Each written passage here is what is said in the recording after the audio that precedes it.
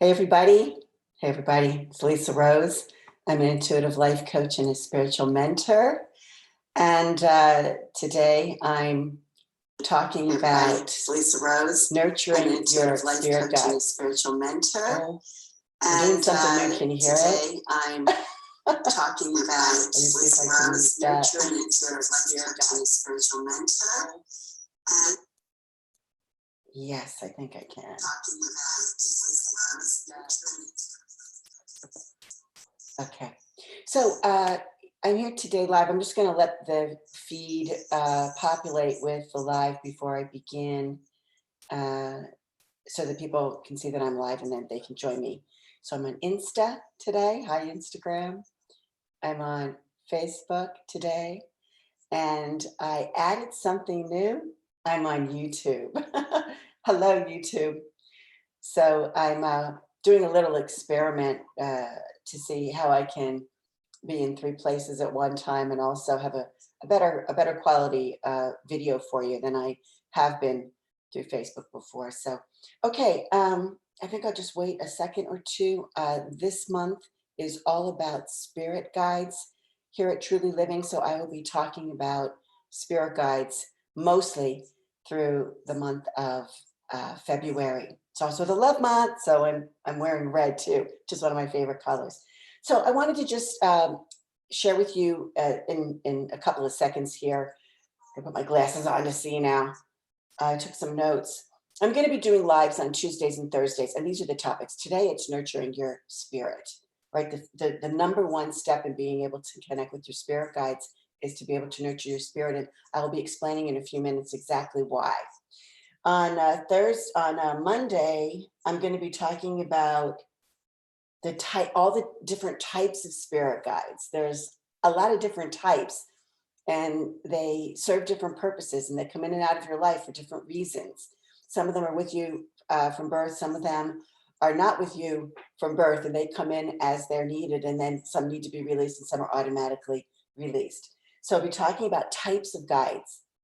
And then on the 19th, I'm going to be talking about negative spirit guides. Negative spirit guides. I know no one wants to think that there's negative spirit guides, but there are negative spirit guides. There's a particular reason why they're negative. And I'll be sharing with you all about negative spirit guides. That's on the 13th.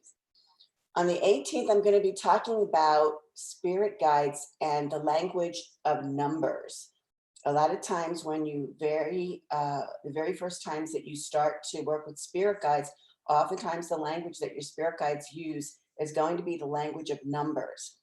Numbers are conceptual. Numbers is a universal language. Numbers can explain just about everything if you understand the language of numbers, right? And this goes beyond business math, folks, okay? So we'll be talking about repetitive numbers, matching numbers, the vibration of numbers, angel numbers, right? So the value of numbers as a language for your spirit guides.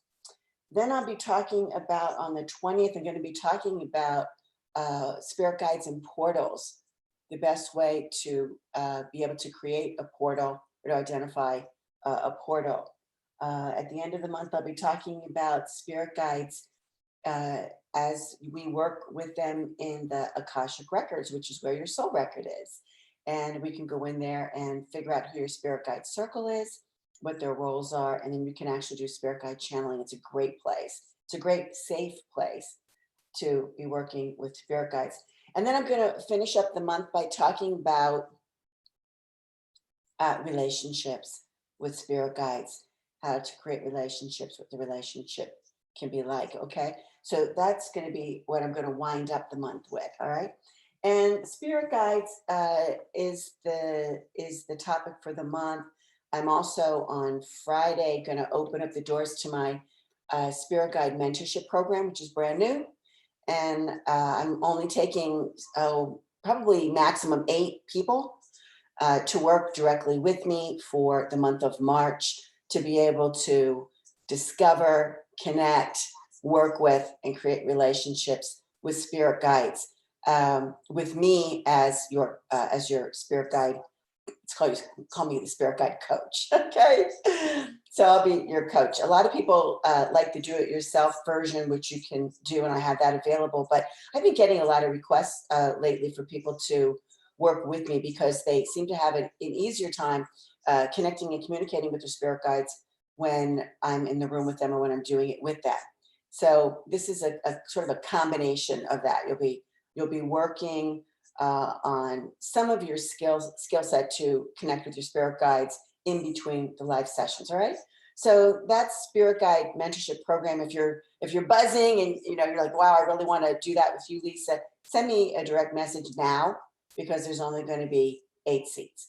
Now, today's topic is nurturing your spirit.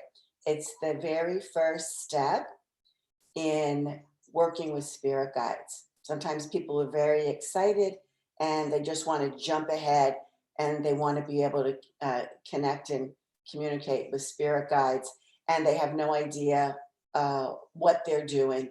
And so they may or may not get the spirit guide that has their best interest at heart, or they might just get a spirit that's walking around. Two different things, right? Spirit guides and spirits walking around. Okay, they're not the same thing. Sometimes we just sort of like bunch them all into the same group. Not the same thing.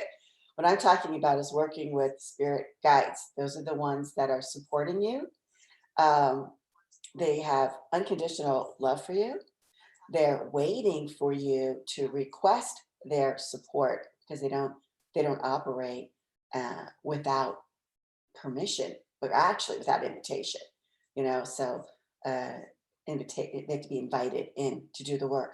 So people always say, well, how can I get started with that, Lisa? Well, here's the answer. The answer is begin today nurturing your own spirit. So what do I mean by that? That doesn't mean that you run out to the mall and get out your credit card and buy all the clothes that you've been looking at, since fall. Okay, that's not nurturing your spirit. That's just spending money. Satisfies the ego. That's not the same. All of us have spirit. Our spirit's connected to our soul, right? Spirit's also connected to this bag of flesh and bones that's walking around with a name, and a purpose. So it's the spirit that we're talking about, nourishing the spirit. Your spirit is individual. It's unique. It has a set of qualities and characteristics about it that is unlike another person. Our experiences as a human are part of our personality and part of our thinking mind, part of enculturization, gender socialization, all of those sorts of things. That's not the spirit, okay? Because that can be different from galaxy to galaxy, shall we say? So I'm talking about the spirit in its original form. It has a particular way that it likes to express itself, that comes naturally, that is in service to itself and inspires others when it is being authentic and being expressed. Okay, so it's how you best function in the world when you are deeply connected with your spirit. One of the ways to deeply connect is to begin to listen to those they almost feel like soul callings or wishful thinkings, or sometimes things that you love to do that you've been putting on the back burner. Oftentimes we've been judged or criticized about the things that we want to do, or the things that we want to say, or the way we want to express ourselves. So we end up getting squashed down, and then the spirit just doesn't get expressed, right? This is why things don't go well in life, or at least as well as they could be going. Sometimes they could be going even better than you realize that they could be, right? So in other words, you're experiencing something and there's something better, even though what's going on is pretty good. Believe it or not. Believe it or not. So nurturing your spirit, spend some time. And the best way to do this really is in I want to say complete solitude, but you hear me talk about meditation all the time because meditation is a really great tool for this. Meditation separates the thinking mind, and what you're left with is the spirit.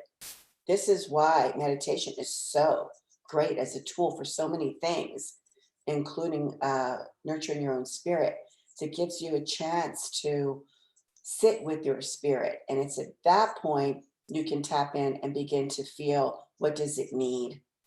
What is missing? What is not being expressed that you really want to have be expressed? How can you do it? What's it calling you to do? These can be the answer, your spirit's answers to you can be as simple as slow down.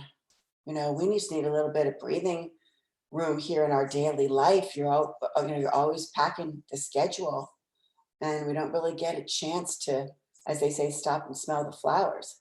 We don't get a chance to admire a beautiful sunset. It could be something else. It could be self-care.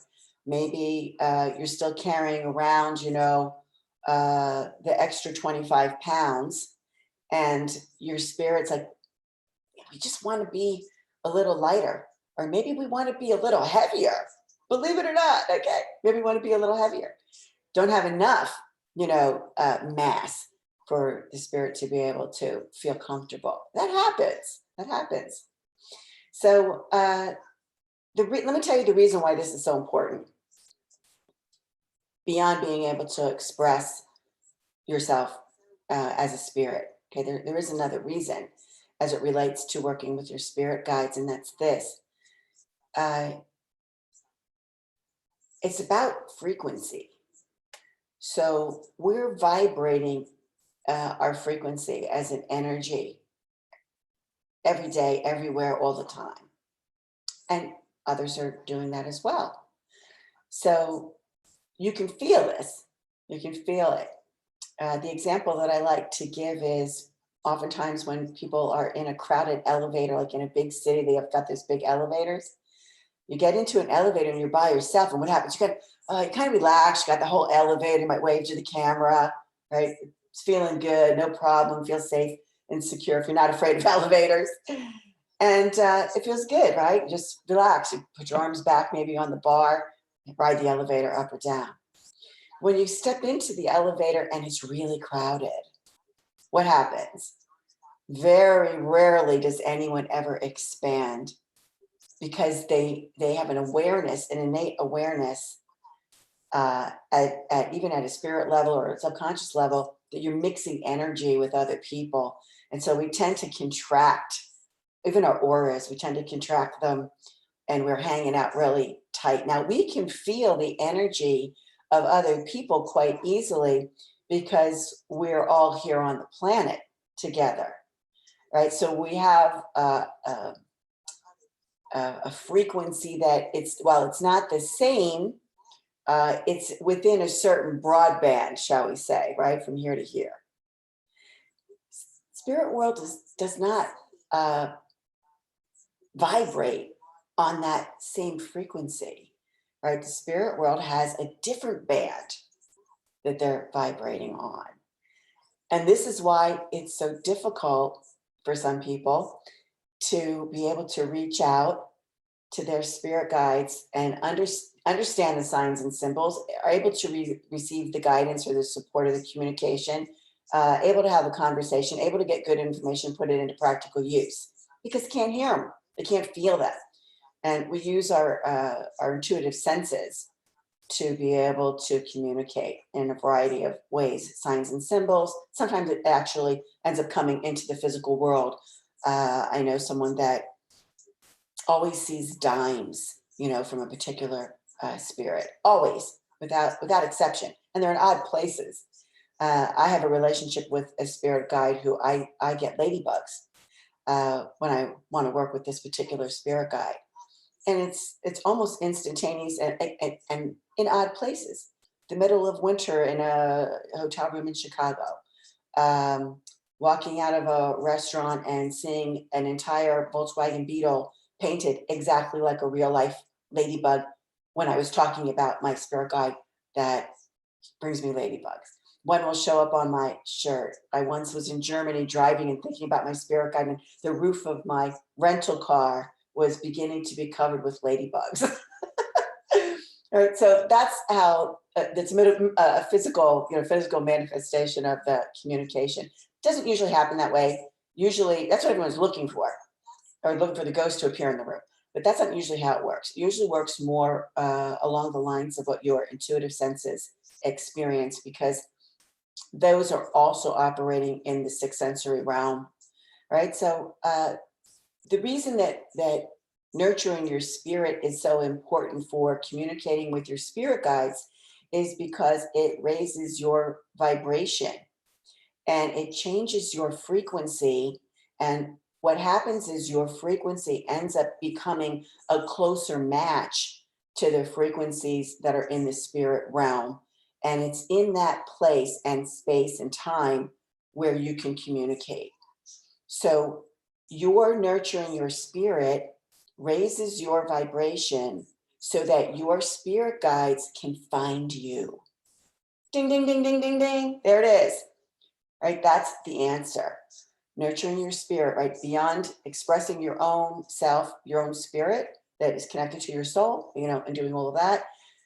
When you want to work with spirit guides, you need to raise your vibration. Nurturing your spirit is the best way to do it. So your spirit guides can find you. They can find you vibrationally, right? So your frequency, which was here, is now moving up here, and their frequency, which is here, is able to see you. And it's in this tiny, tiny space. It's tiny, tiny space where we connect.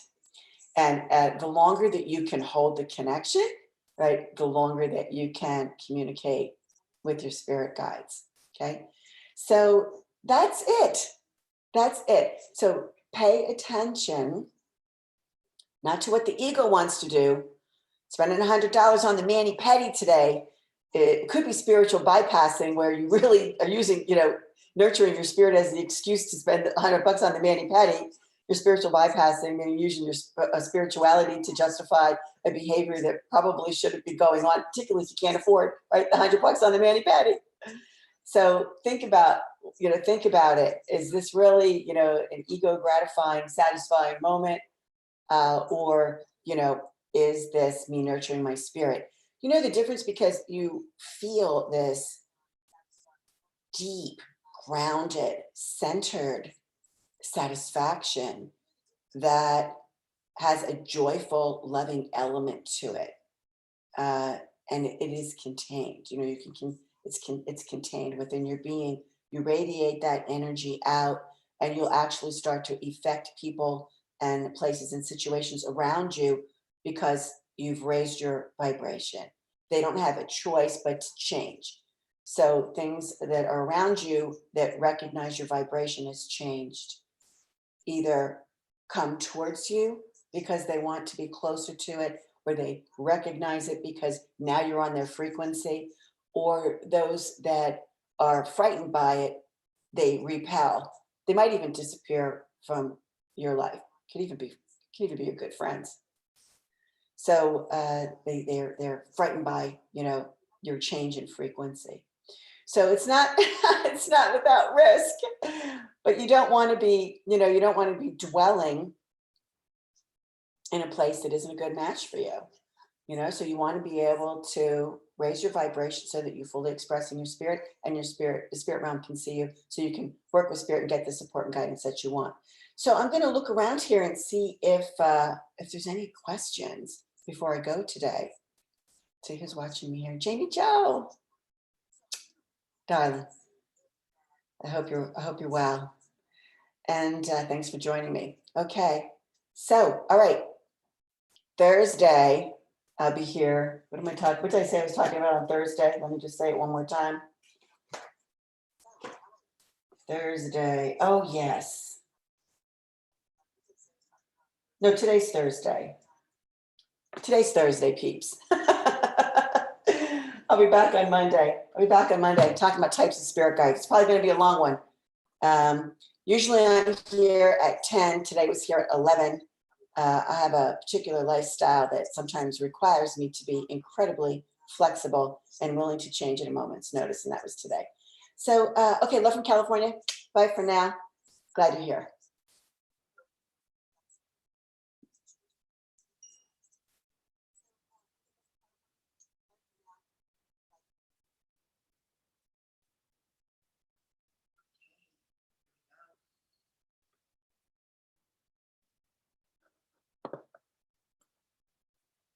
All right. And finally, I'm finishing up here on YouTube. This will be interesting. It's my first, I think it's my first stream. So if you're watching me on YouTube, thanks. Thanks so much for being here. Maybe leave me a message in my comments. Let me know if you liked it. You might not like the topic. Let me know if you like the lives. Okay.